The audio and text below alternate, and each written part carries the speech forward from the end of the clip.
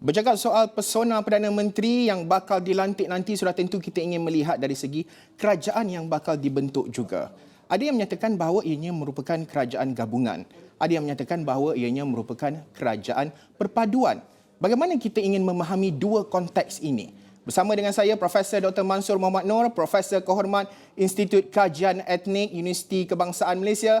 Prof, terima kasih sudi bersama dengan Esra Awani. Kita terus sahaja kepada isunya, kerajaan campuran atau kerajaan perpaduan. Bagaimana kita ingin memahami perkara ini dalam kita memilih parti dan juga yang akan menentukan Perdana Menteri yang akan menduduki kerusi di Putrajaya itu, Prof? Di Malaysia kita ada dua bentuk kita panggil gagasan parti lah. Ya. Jadi kalau dia yang menang tu ialah parti yang tak kira lah BN ke PS katakan, itu kerajaan campuran lah. Tetapi kalau mereka bekerjasama, kerana bila seorang jadi kerajaan, dia jadi parti pemerintah, yang satu lagi pembangkang. Jadi bila kerajaan perpaduan ni ialah bila kerajaan pemerintah tadi bekerjasama dengan pembangkang, kerajaan pembangkang, itu kita panggil perpaduan. Ya. Prof, pada masa sama juga ingin kita teliti, saya difahamkan ada yang dikongsikan oleh Prof sendiri berkenaan dengan data kajian terkini dalam pembentukan kerajaan di Malaysia ini. Mungkin Prof boleh perincikan perkara tersebut, Prof.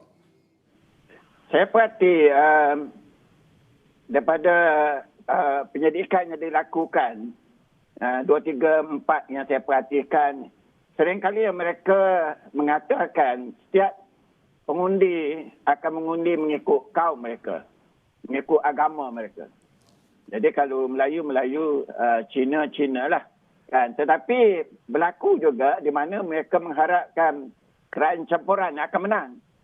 Tapi mengikut yang saya kata tadi lah, mungkin BN ataupun PS yang menang. Ya? Ataupun satu lagi, dia juga rasa kalau mungkin jika kemenangan salah satu gagasan parti itu hanya simple majority untuk menyelesaikan masalah kesepadan politik, mereka perlu membina kerajaan perpaduan. Saya kata ini di antara benda-benda bentuk kerajaan yang sebenarnya rakyat bersedia untuk barisan kepimpinan yang akan tolong gelanggang pada PRU 15 ini fikir-fikirkan. Ya.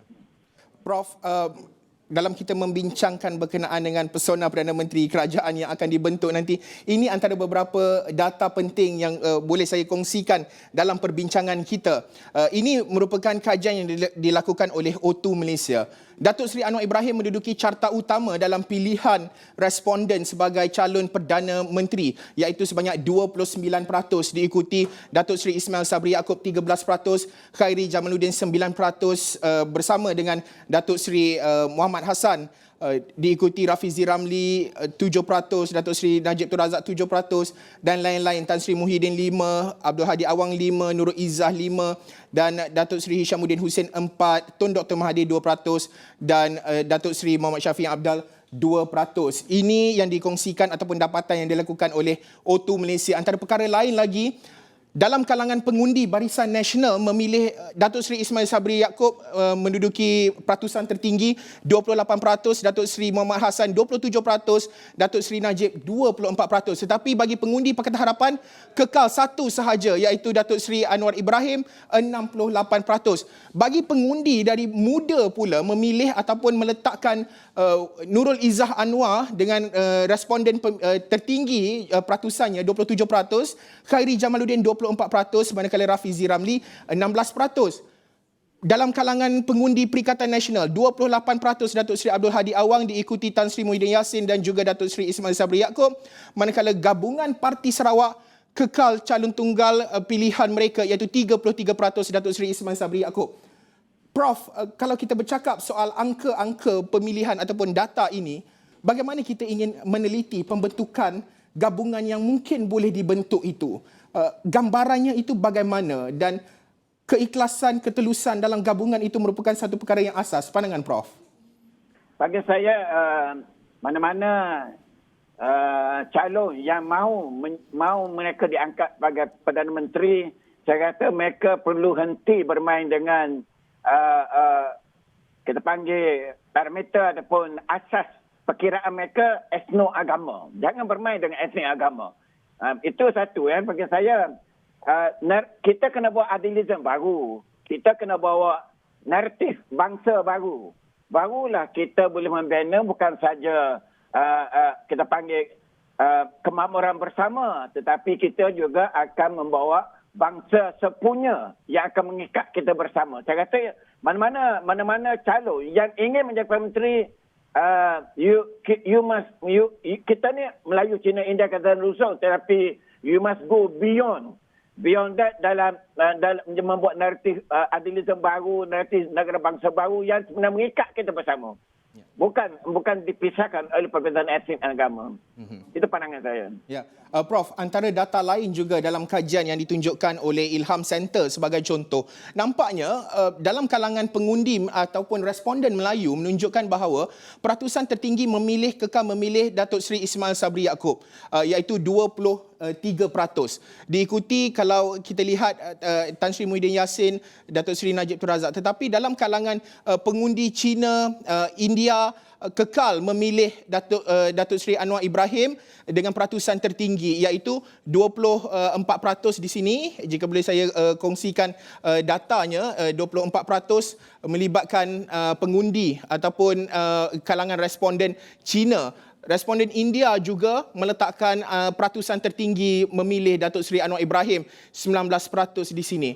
Sudah tentu kalau kita bercakap soal menentukan calon ataupun individu yang akan duduk di kerusi Perdana Menteri kelak ini, bagaimana Prof meneliti kerjasama gabungan yang bakal dibentuk itu, kerana akhirnya kita tidak mahu krisis yang berpanjangan sebelum ini. Kalau kita lihat sepanjang penggal yang lalu ini, kita tidak mahu berulang. Kestabilan itu penting pada ketika ini. Pandangan Prof. Baik.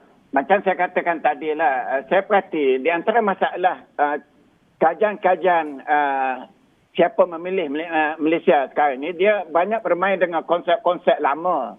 Konsep etnik, agama, bandar desa. Walau kita patut mengkaji konsep-konsep baru yang sebenarnya masyarakat ini sudah berubah. Sudah ada nilai progresif, sudah ada nilai cosmopolitan, dah ada terbina, kita panggil hubungan rentas yang menyebabkan kita ni boleh lihat bukan dari segi etnik, agama, tetapi perlu melihat dari kerangka kerencaman, daripada kesepaduan nasional, etos bangsa. Barulah kita boleh bahas dalam kerangka bukan etnik mana yang kita nak bergabung, tetapi generasi mana yang kita perlu kita bina bersama untuk memastikan yang kita nak bangun ni ialah negara bangsa kita sepunya dengan maju dan sejahtera. Itu pandangan saya lah. Saya perhati analisa kajian politik masing-masing terperangkap dengan pemikiran lama. Walhal negara kita 4 bulan berubah isu-isu dan masalah baru.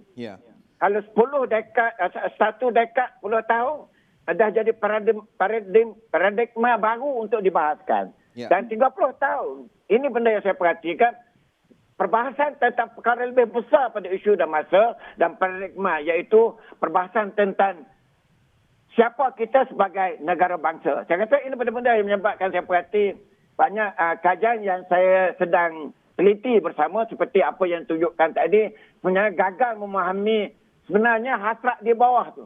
Apa yang mereka mahu sebenarnya. Bagi saya, kajian seperti itu perlu dianjatkan untuk mengkaji kesepaduan nasional, etos bangsa, dan di mana generasi Malaysia ketiga tu yang sebenarnya lebih terbina persamaan, bukan perbezaan. Lebih terbina naratif negara bangsa mereka sepunya. Ini benda-benda yang perlu saya ingin angkatkan. Prof, kita nak berhenti rehat seketika. Selepas ini kita akan sambung perbincangan melihat kepada dari segi realiti sosial, realiti contemporary dan juga banyak lagi permasalahan teras di peringkat rakyat itu yang perlu dibawa bukan sahaja dicandang sewaktu kempen, tetapi sehingga terbentuknya kerajaan dan kerajaan yang bakal dibentuk kelak. Kita berhenti rehat seketika, bersambung selepas ini.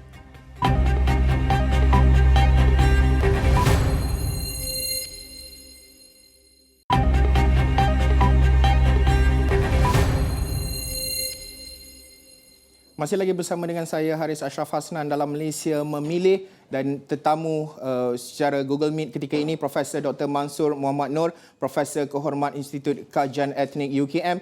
Prof, sebelum kita memanjangkan lagi perbincangan kita ini lebih mendalam berkenaan dengan isu melihat kepada realiti sosial dan juga realiti kontemporari dan sebagainya, ini antara datanya. Kalau Prof sebelum ini menyebut berkenaan dengan etnik perkauman, terlalu banyak kajian yang menjurus kepada perkara tersebut. Kalau kita bercakap bandar, masih lagi kajian oleh Ilham Center berkait dengan pemilihan Perdana Menteri di bandar, pinggir bandar, kampung dan juga tanah rancangan. Tidak banyak jauh berbeza.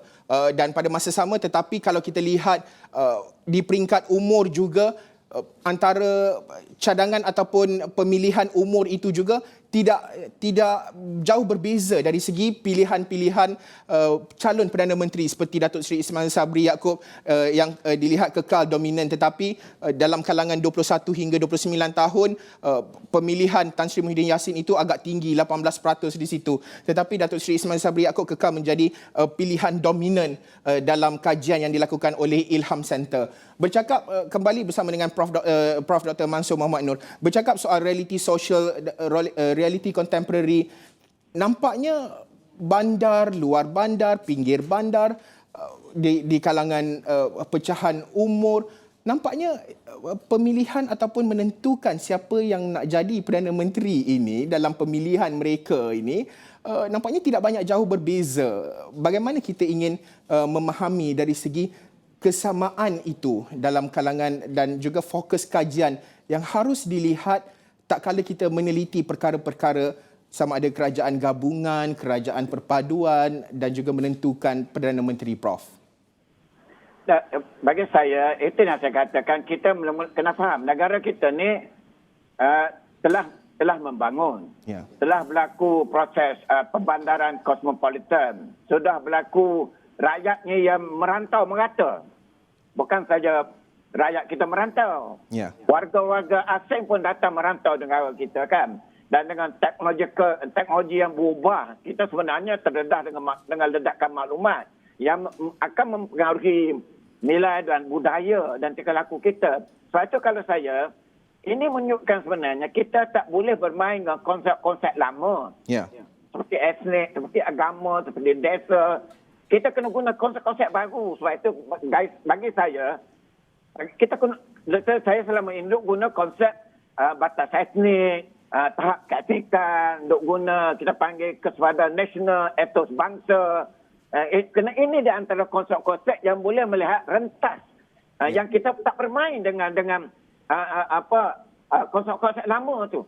Sudah lapuk dah. Kalau kita bermain pun macam tu, kita akan terperangkap dengan akhirnya mempolitikkan etnik kita. Itu bagi saya kita kena sedar.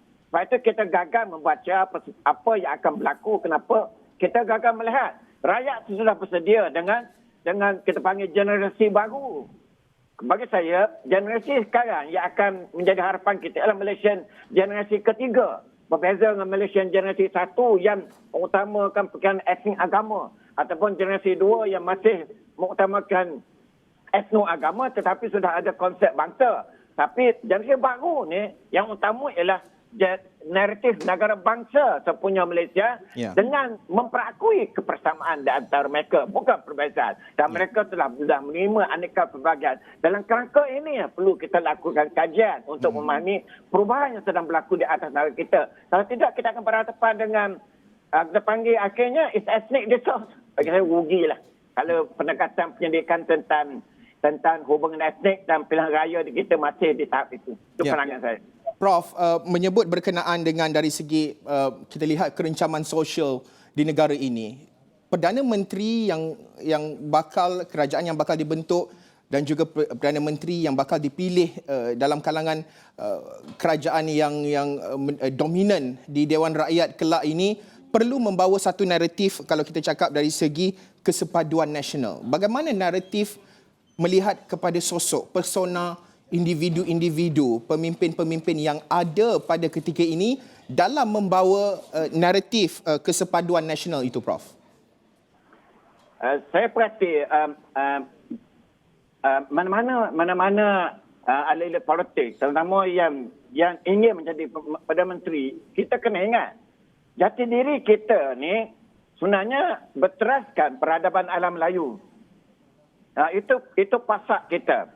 Dan kita sebenarnya tidak terpisah dan kita sentiasa berhubung kait, bertemu dan menerima peradaban daripada Asia, China, India dan Timur Tengah. Dan kita daripada dulu lagi, bukan masa penjajah baru ada. Kita sudah membumi dalam lapisan sejarah dan warisan sedunia. Kerana Selat Melaka dengan China, Laut China Selatan daripada dulu lagi ialah gelanggang peradaban. Ya. Jadi bagi saya, mana-mana pemimpin tak boleh bermain dengan tempurung etnik masing-masing. Mesti bermain dengan meraih kepelbagaian, aneka pelbagai dalam kerangka kosmopolitan dan kerangka kita panggil keadilan, dalam kerangka politik, budaya politik, muafakat, tolak ansur dan mengutamakan kedamaian. Itu asasnya. Ya. Prof, bagaimana kita ingin memahami politik kerjasama itu dalam membentuk ataupun melihat dari segi nilai jati diri berpolitik bangsa Malaysia itu, Prof? Dan sebenarnya negara kita ni daripada zaman Kesultanan dulu hinggalah ke sekarang, sebenarnya kita bermain dengan budaya dan nilai politik muafakat, tolak ansur dan kedamaian alam Melayu tu. Ya. Tetapi alih politik kita suka sangat mengguna perbezaan etnik agama sebagai asas pemisahkan kita. Bagi saya itu penyakit kita. Patutnya apa salahnya kita bergabung dengan parti pembangkang dan parti kerajaan ataupun mengukuhkan lagi parti kerajaan. Bagi saya it's not issue. Salah dia kenapa kita suka mengangkat yang kita ni berbeza etnik, berbeza agama ialah jahat dengan satu sama lain. Bagi saya ini dia penyakit kita. Kenapa? Kita dah lupa matlamat kita membina negara bangsa maju, sejahtera, damai dan bangsa yang sepunya, bukan mengangkat perbezaan yang diutamakan oleh kerana etnik agama itu. Itulah penyakit alih politik kita. Kerana mereka nak undi, mereka bukan nak bina negara bangsa. Bagi saya, paling-paling politik yang bermain dengan sentimen etnik agama, mereka ialah pengkhianat bangsa. Prof, landasan ataupun pentas PRU 15 ini satu yang cukup dinamik dijangkakan. Berjuta pengundi baharu bakal kita saksikan berumur 18 hingga 21 tahun, pengundi pertama, dan juga bagaimana kita lihat dari segi gabungan pakatan politik yang penjajaran politik yang berlaku dan sebagainya. Sebagai penganalisis, melihat pemerhati politik semasa ini, pentas PRU 15 bagi Prof, apakah fokus, apakah yang harus diberi tumpuan bukan sahaja dalam kalangan mereka yang bergelar pemerhati, pengkaji politik, tetapi pada masa sama pemain politik itu sendiri dalam menentukan hala tuju negara untuk 5 tahun akan datang, Prof? Bagi saya di sinilah perlu barisan kepimpinan parti-parti politik memiliki ciri jati diri dan maruah bangsa sepunya Malaysia. Karena kalau kita tak ada ciri itu, kita bermain dengan dimensi etnik dan agama. Dan bagi saya, kemasukan golongan 18, sebenarnya kalaulah datang dengan wacana etnik agama, mereka akan terperangkap. Kenapa kita selaku orang panggil kepimpinan negara perlu mengangkat perbahasan negara bangsa yang makmur dan yang bersatu padu. Soalannya, yang kita risau, literasi politik di kalangan rakyat dan pengundi kita bukan saja yang 18 tahun, termasuk yang dah lama mengundi pun kadang-kadang gagal memisah di antara yang baik yang buruk, di antara yang ada panggil moral kompas yang baik dengan tak ada mereka yang telah melanggar undang-undang. Jadi ini masalah kita ialah kita sebenarnya kedangkalan sangat perbahasan literasi politik dan naratif negara bangsa hingga menyebabkan saya rasa pilihan raya kita ni akan mengambil masa 2, 3, 4 kali lagi lah untuk menjadi sebuah parti, sebuah pilihan raya yang mengangkat perbahasan demokrasi, libat urus demokrasi, kemakmuran, kebajikan sebagai trust dalam membina negara bangsa.